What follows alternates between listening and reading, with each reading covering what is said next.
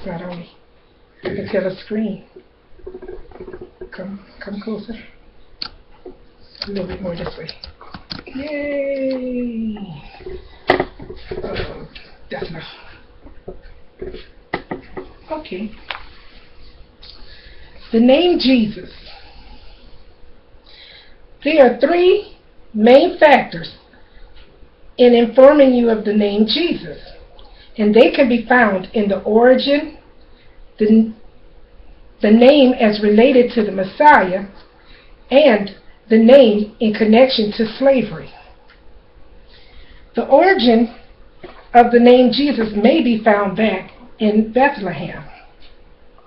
The name Jesus is commonly connected to a special baby boy born in Bethlehem to his parents, who were from Jerusalem.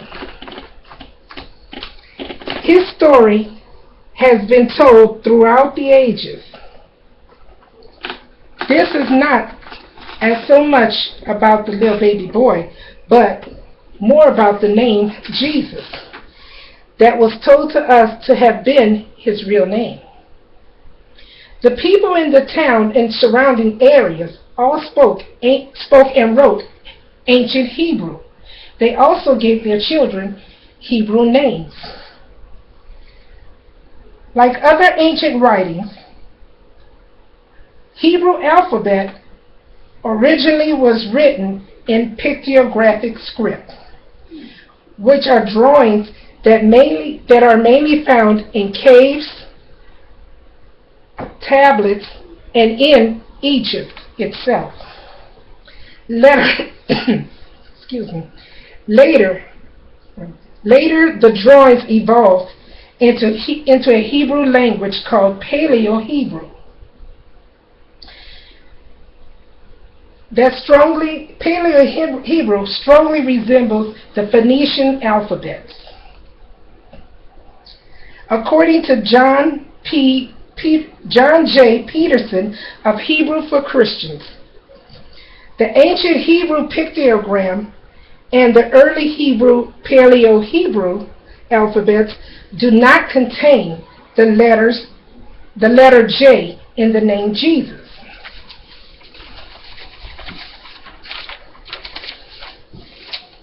Although the letter J did not exist in the 22 letters of the Hebrew alphabet, according to F. Martin and L. McGuire of the Followers of Yah and the author of the letter J, How It Is Written, states that the name Jesus is simply a combination of Latin and Greek letters. These letters are I, E, S, O, U, S, which the authors would like you to compare these letters to the Greek god Zeus, whose name is not pronounced in its form as it is written today. And by the way, the letter J is not found in the Greek alphabet either. Now that we have knowledge that the Hebrew and Greek alphabet does not contain the letter J, let us now take a look at the English language. Historically, it is unclear to where and when the letter J sound, where and when the letter J came into the English language, but is believed to have been about the 15th and 16th centuries. So this means that the name Jesus did not exist until 500 years ago. How could this have been the little baby boy born in Bethlehem name that was told to us? The Messiah was born over 2,000 years ago. in Bethlehem. And the letter J, in the letter J, in the name Jesus only exists, if the letter J in the name Jesus only existed 500 years ago. This means that Jesus has no real connection to the Messiah. Therefore, it is safe to say that the Messiah or other persons in or before its time had never heard of the sound of the letter J.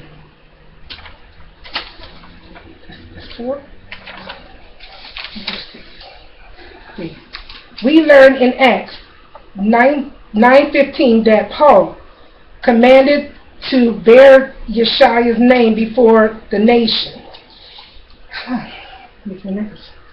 Bears his name before the nation. And so he called out the Messiah's real name, which was Yeshua. I can go over a little bit. The name Jesus has been in connection. The name Jesus is also in connection with slavery. The name Jesus has been used on the same slave ships twice. First, it was called Jesus of Lubeck, and later they gave it the name the good ship Jesus. This 7-ton ship was purchased by King Henry VIII from the Hanseatic language and merchant alliance between the city of Hansburg and Luxembourg in Germany. 20 years later, the purchase, the ship is despaired, and was lent to John Hawkins by the Queen Elizabeth. The Queen gave special permission to John Hawkins to sail his first voyage in 1562. In 1562, he sailed to Africa, only if he agreed to bring the Africans to America with their own free consent. Sir Francis Drake and others accompanied Hawkins on the journey. Hawkins was known as a good religious man. Okay, and his cousin Sir Drake was also a developed religious man. Now, off the coast of Africa, near Sierra Leone, Hawkins captured 300 to 500 slaves on his first trip, most by plundering Portuguese ships, but also through violence and subterfuge, promising the African free lands and riches throughout the New World. The Dominican Republic, as we know it today, is where most of the slaves were sold. Now, like we said, on Hawkins' first trip, this is Sir Hawkins, and on his first trip to Africa, he went from Sierra Leone to West Indies, bringing the 300 to 500 captives.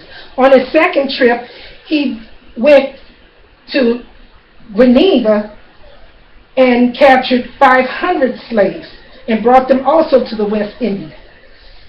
Now, over the 5 years of his journeys in and out of Africa, he has captured 1,200 free Hebrew Israelite people and in turn put them in slavery.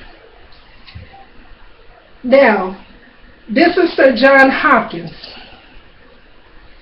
And this picture is of the good ship Jesus. And here are the Hebrew Israelite woman with a yoke around her face, a yoke around her neck, and a mouth gag.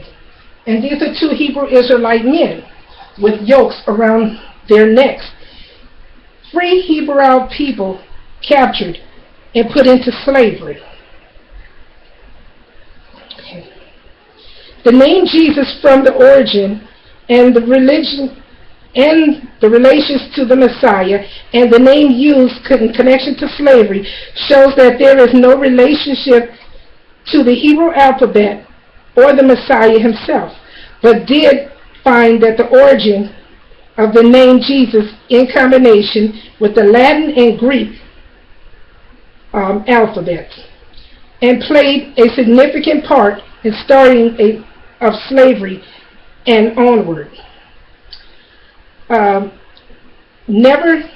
My advice is never take what has been told as just a plain truth, no matter how long it's been told. No matter how long someone has told you something, don't take it as the plain truth. Do your research yourself and find out what the truth really is.